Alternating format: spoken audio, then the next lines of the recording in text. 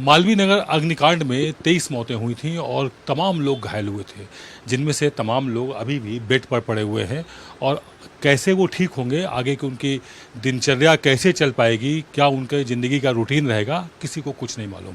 ऐसा ही एक मामला उठाया था भारत एक्सप्रेस में, जब संज्ञान में आया था कि रोहित, जो कि दूसरों की जान बचाने में खुद घायल हुए, इतना घायल हुए कि उनकी रीढ़ की हड्डी टूट गई जब वो ऊपर से कूदे।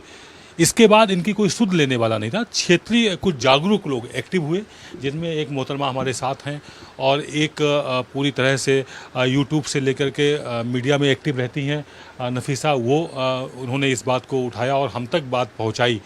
तब भारत एक्सप्रेस एक्टिव हुआ और रोहित की पूरी हाल दिखाया हुआ था कि रोहित बेड पर है। इनके यहाँ कमाने वाले सिर्फ यही हैं। इनकी पत्नी जो घरों में काम करती हैं, वो भी काम छूट गया है क्योंकि ये बेड पर हैं तो इनकी देखभाल करनी पड़ती है। उनकी बहन ये साथ में बैठी हुई हैं, इन्होंने भी बड़ी प्रमुखता के साथ उस बात को कहा।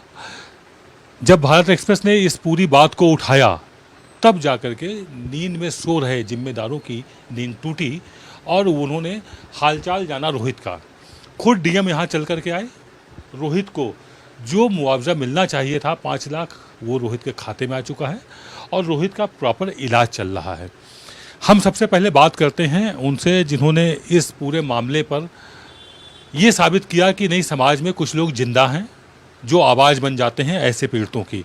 मैम, आपसे समझना चाहेंगे सबसे पहले कि रोहित का जब पूरा मामला आपके सामने आया और इसकी कोई सुध नहीं ले रहा था, तब आपने देखभाल की इस परिवार की और सुध ली और पूरी बात को उठाया, आपने हम तक पहुंचाया, तो हमने भी इस बात को आवाज़ बने और प्रमुखता से हमने आधे घंटे का एक स्पेशल प्रोग्राम रोहित पर ही चलाया था।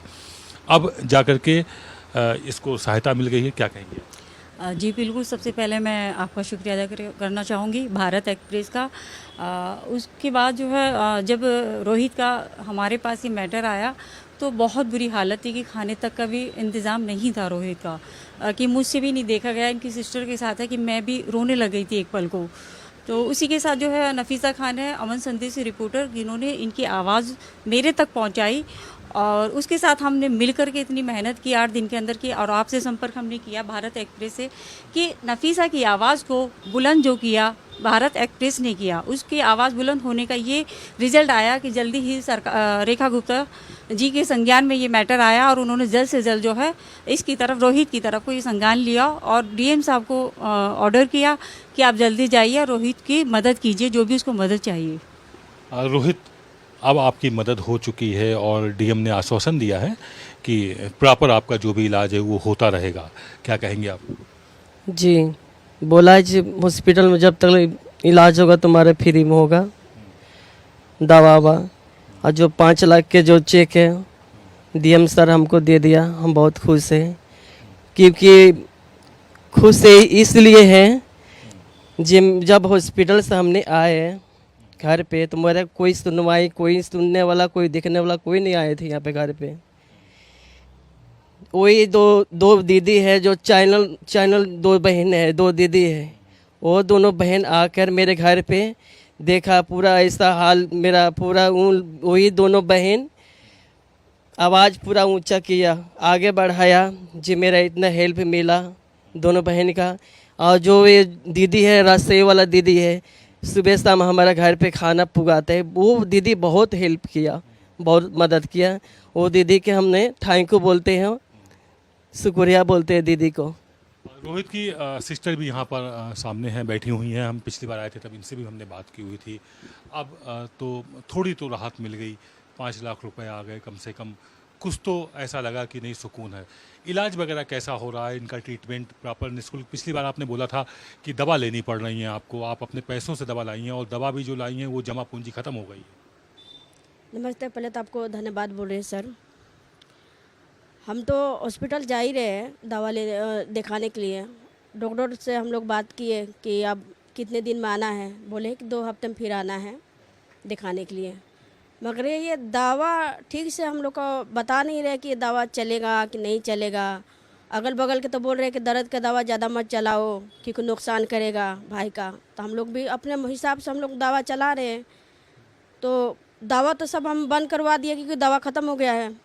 वही है जो ताकत के 2-3 गोलियां है वही हम लोग दे रहे हैं भाई को अपना हिसाब से। मगर डॉक्टर कोई अभी बोलते नहीं है कि तुम ये दवा लेना है कि नहीं लेना है, ये नहीं हम लोग का राय देते हैं। तो हम लोग तो डॉक्टर नहीं है कि हम अपने मर्जी चलाएं। कुल मिला के अस्पताल से आपको दवा बंद कर दी गई है और डीएम साहब बोले हैं कि दवाएं आपकी चलती रहेंगी, इलाज पूरा होगा। हाँ, डीएम साहब ने बोले हैं कि जब तक रोहित ठीक नहीं हो जाए हॉस्पिटल का पूरा खर्चा जिम्मेवारी सरकार की है। ये तो हम मानते हैं, ठीक है, आप सर ने बोले, मगर दवा की कोई सुविधा नहीं है, वो तो हम लोग अपने खरीद ही रहे हैं अपना जो बहुत है। मगर यही है कि डीएम साहब तो हम लोग को बोल दिए, ठीक है, मगर हम लोग का समझ में नहीं आता कि हम लोग दवा कैसे चलाए कैसे नहीं चलाए, ये नहीं हम लोग के समझ में आते हैं। नफीसा, इस पूरे मामले को आपने बड़ी प्रमुखता से एक सामाजिक आंदोलन सा खड़ा कर दिया, हम कहेंगे, जिसमें यहाँ के विधायक भी हिले, पहले ध्यान नहीं दे रहे थे, फिर बाद में उन्होंने संपर्क किया, फिर रेखा गुप्ता सरकार तक बात पूरी पहुँची, सिस्टम में बात पहुँची और डीएम यहाँ तक आए। इलाज को लेकर कुछ कन्फ्यूज़न अभी भी मुझे समझ में आ रहा है, जैसा इनकी सिस्टर से बात हुई है। तो ऐसे में अभी आपको और मुस्तैद रहना होगा, थोड़ा और संघर्ष करना होगा। बिल्कुल, देखिए सर, कहते हैं कि सिस्टम की नींद तभी खुलती है जब सवाल लगातार पीछा करते हैं, और मैंने अपने प्लेटफॉर्म के जरिए, अमन संदेश के जरिए लगातार सवाल उठाए। सवाल ये उठाया कि जो पत्रकार का काम बनता है, भूमिका होती है, वो ये कि वो सत्ता की चौखट पर सीमित ना रहे, वो दर्द के साथ, जनता की आवाज़ के साथ खड़ा रहे। तो उसका असर ये होता है कि वो सिस्टम से लेकर, फैसलों से लेकर फाइलों तक दिखाई देता है। और हमने देखा कि डीएम, शासन प्रशासन दिल्ली का जागा, देर से ही सही लेकिन रोहित की सुध ली, रोहित तक सहायता राशि उन्होंने पहुंचाई। हम धन्यवाद करते हैं डीएम सर का, दिल्ली सरकार का, रेखा गुप्ता का, लेकिन सवाल अभी भी बरकरार है, क्योंकि सहायता राशि मिल जाना काफ़ी नहीं है, उसके बाद भी जिम्मेदारी दिल्ली सरकार और प्रशासन की बनती है।